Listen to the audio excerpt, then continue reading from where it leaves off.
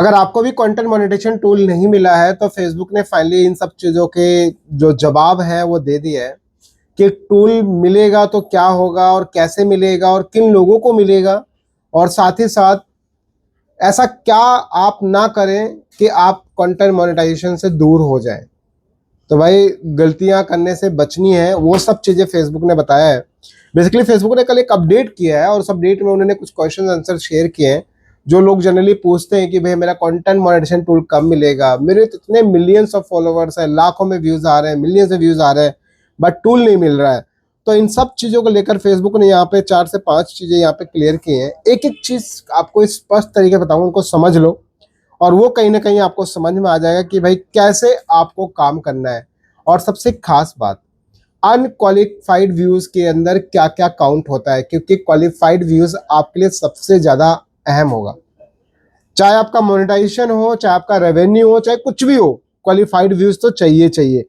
अब देखो, जैसे सबसे पहले आप यहाँ पे स्क्रीन देखोगे, फेसबुक ने एक FAQ यहाँ पे जनरेट मतलब शेयर किया। ये बोलता है your top question about content monetisation. और यहाँ पे आप देखोगे जो सबसे पहला सवाल है वो ये बोलता है how do I actually get paid, is it पर व्यूज। भाई लोगों का बड़ा समस्या रहता है कि मेरे तो इतने व्यूज आ रहे हैं बट पैसा नहीं बन रहा है। अगर 1000 व्यूज आया, 2000 व्यूज आया, 1 व्यूज आया, तो उस पर क्या एक्चुअल में रेवेन्यू बनेगा। तो यहाँ पे फेसबुक का कहना स्पष्ट है कि भाई you earn from qualified views. जैसे मैंने इससे पहले भी 1-2 वीडियोस बनाए भी है, qualified views, non qualified views को लेकर मैंने कई बार चीजों को शेयर किया है कि भाई you earn from qualified views, which means not every play count toward your payout. For example, Meta exclude repeat views from the same person, views on content that violates monetization policies and short loop views। और बाकी आप ये समझ लो जैसे scroll कर दिया या जल्दी से ऐसे आया वीडियो फटाक से ऊपर, यानी प्ले तो हुआ ऊपर पहुंचा दिया। अगर ऐसी कोई भी चीजें हैं ना, तो ये सब चीजें कहीं ना कहीं इन सब चीजों में काउंट नहीं होगा। कैसे? जैसे कि आप मान लो एक ही आदमी बार बार अपनी की वीडियोस को देख रहा है, एक ही आदमी शॉर्ट टाइम में आपकी वीडियोस को वॉच कर रहा है, एक ही आदमी, या और भी बहुत सारे ऐसे भी लोग हो सकते हैं जो कि उनके सामने रील तो आई, की रील आते ही प्ले हो जाता है, ऑटो प्ले रहता है, उसको ऑटो प्ले से मान लो 1 या 2 सेकंड भी काउंट हुआ तो वो आपके लिए काउंट नहीं होगा। तो भाई ओवरऑल यहाँ पे इनका कहना ये है कि there is no fix rate per views और like, pay out really come down to mix of content originality, watch time and quality of your engagement. तो भैया जो रेवेन्यू है ना, वो रेवेन्यू एक्चुअल में आपको मिलता है आपके वॉच टाइम पे, आपके एंगेजमेंट पे, और आपका जो यूजर है उसका रिटेंशन क्या है, कितनी देर तक आपकी वीडियोस को वॉच करा, ये सबसे अहम है रेवेन्यू के लिए। तो भाई ये जैसे अब इससे आपको अंदाजा लग रहा हो क्वालिफाइड व्यूज कहाँ काउंट होगा। तो अगर आपका शॉर्ट पीरियड है या मान लो ऐसा है जैसे स्क्रॉल कर दिया, तुरंत के तुरंत उसको भगा दिया या थोड़ा देर प्ले किया, इस टाइप के कंटेंट को कभी वो क्वालिफाइड व्यूज के अंदर काउंट नहीं करेगा। तो ध्यान रखिए, इसका कोई एक अप्रोक्सीमेट कोई डेटा नहीं है कि इतने पे इतना मिलेगा, बट हाँ ये है कि ये ऑलवेज फ्लैक्चुएट होता रहता है। जो आपको अर्निंग रेट में भी दिखाता है, आप देखेंगे वहां पे वो घटता और बढ़ता रहता है। जैसे एग्जाम्पल 1000 व्यूज के ऊपर $0.08 दे रहा है, बट आप जब ग्राफ में चेक करोगे तो वहां पे आपको कभी 0.02, कभी 0.05, कभी 0.08, कभी उससे ज्यादा। तो ये फ्लक्चुएशंस रहेगा ही रहेगा। इसके बाद यहाँ पे दूसरी बात बोलता है what content is eligible to earn. भैया कौन सा कंटेंट है जो मोनेटाइज, जो आपका पैसा कमाने के लिए यानी अर्निंग के लिए एलिजिबल होगा। तो यहाँ पे बोलता है कि public reels, photos, stories and text post the complete with Facebook content and partner monetisation policies can earn. और यह बोलता है कि 3 बातें हैं जो ध्यान रखना है। Reels must be at least 10 second, कम से कम रील्स आपकी 10 सेकेंड की होनी चाहिए। दूसरी बात बोलता है stories must be at least 5 second, यानी आपका जो स्टोरी है आदमी कम से कम उसको 5 सेकेंड तो देखे। तो ये मतलब देखेगा मतलब आपकी स्टोरीज इतनी कम से कम होनी चाहिए, राइट। और एंगेजमेंट मस्ट बी ऑथेंटिक, ऐसा नहीं होना चाहिए कि आप कहीं अनजेन्युइन तरीके से उस पर ट्रैफिक ला रहे हैं, कुछ भी चीज़ें कर रहे हैं, तो अनऑथेंटिक नहीं रहेगा। फिर इसमें एक और चीज़ है कि अनऑथेंटिक एंगेजमेंट करके फेसबुक पॉलिसीज लगा के और आपके मोनेटाइजेशन को बंद भी कर देता है, ये भी ध्यान रखना। तो ये 3 बातें ध्यान रखना कि वीडियो आपका 10 सेकंड से ऊपर हो, कम से कम आपकी वीडियो 5 सेकंड देखी जानी चाहिए, और स्टोरीज भी आपकी 5 सेकंड की होनी चाहिए, और साथ ही आपका ऑथेंटिक एंगेजमेंट होना चाहिए, तब आप जाके आपका कंटेंट रेवेन्यू देगा। तीसरी बात है यहाँ पे, व्हाट फैक्टर्स में इम्पैक्ट में माय अर्निंग। तो यहाँ पे बोलता है कि भाई 3-4 चीजें हैं। सबसे पहला है वॉच टाइम। वॉच टाइम है जो इम्पैक्ट करेगा आपकी अर्निंग पे। More watch time can mean higher payout, यानी कि आपका जितना वॉच टाइम बढ़ेगा उतने पे आउट्स आपके बढ़ेंगे। Experiment with different length to find your sweet spot to qualified views and watch time. यानी फेसबुक ये कह रहा है भाई देखो, आप ये नहीं है कि आप अगर 10 सेकंड डाल रहे हो तो 10 ही सेकंड का डालो, नहीं हो सकता एक बार 15 सेकंड का डाल के देखो, 13 सेकंड का डाल के देखो, 20 सेकंड का डाल के देखो, 30 सेकंड का डाल के देखो।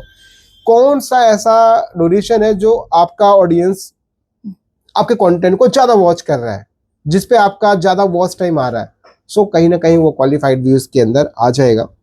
तो ये सब चीजें आप एक्सपेरिमेंट कीजिए। और दूसरी बात इसमें और बोलता है कि क्वालिटी एंड ओरिजिनलिटी। भाई आप यहाँ पे ध्यान रखिए कि पॉलिसीज की जो लाइक जो इसकी पॉलिसीज है उनको आपको फॉलो करना है, ताकि आपका content earn more and gets more reach. ताकि देखो ओरिजिनल रहेगा, क्वालिटी ऑफ कंटेंट रहेगा, सो डेफिनेटली वो फेसबुक भी इसको रिकमेंड करेगा, फेसबुक भी उसको भेजेगा। अब जैसे आज भी कहीं मेरे पास 1-2 फोन आए कि सर मेरा रिएक्शन कंटेंट था सर, वो सर अब बंद हो गया, मोनेटाइजेशन सस्पेंड कर दिया, स्ट्राइक आ गया, ऐसा वैसा, तो अब क्या करें। तो भैया देखो, शुरुआत से बोल रहा हूँ कि फेसबुक इस टाइप के कंटेंट को नहीं चलने देगा। तो कंटेंट के अंदर क्वालिटी का मतलब आपका ऑडियो क्वालिटी, वीडियो क्वालिटी, ये सब चीजें, और जो आप बोल रहे हैं उसमें भी स्पष्ट होना चाहिए। ये नहीं बोल क्या रहे पता ही नहीं है, लड़खड़ा रहे, इधर उधर कर रहे हैं, तो वो सब चीजें नहीं होनी चाहिए। और कंटेंट की ओरिजिनलिटी होनी चाहिए। ये नहीं थोड़ा सा क्लिप लिया, इधर से उठाया, उधर से उठाया, उठा के बस बस वॉइस ओवर करे जा रहे हैं कुछ भी। तो ये सब चीजें इस पे ध्यान रखिए।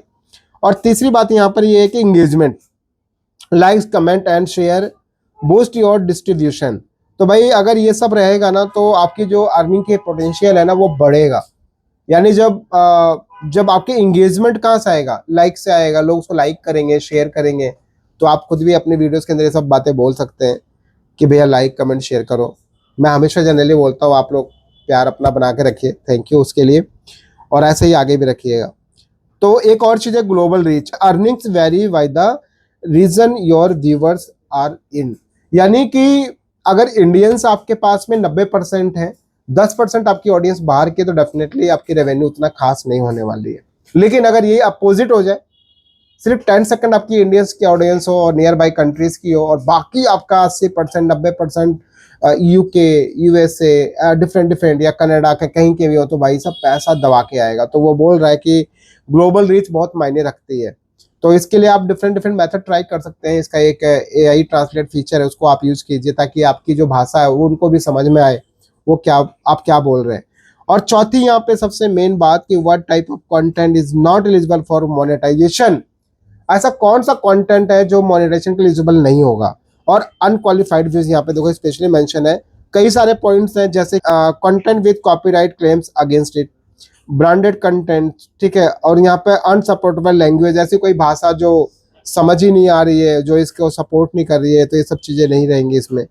Views are cross posted content, और उसके बाद में boosted post, deleted post, engagement won't count, और उसके बाद content that ads disable by you, और उसके बाद में कंटेंट विद अनऑथेंटिक एंगेजमेंट।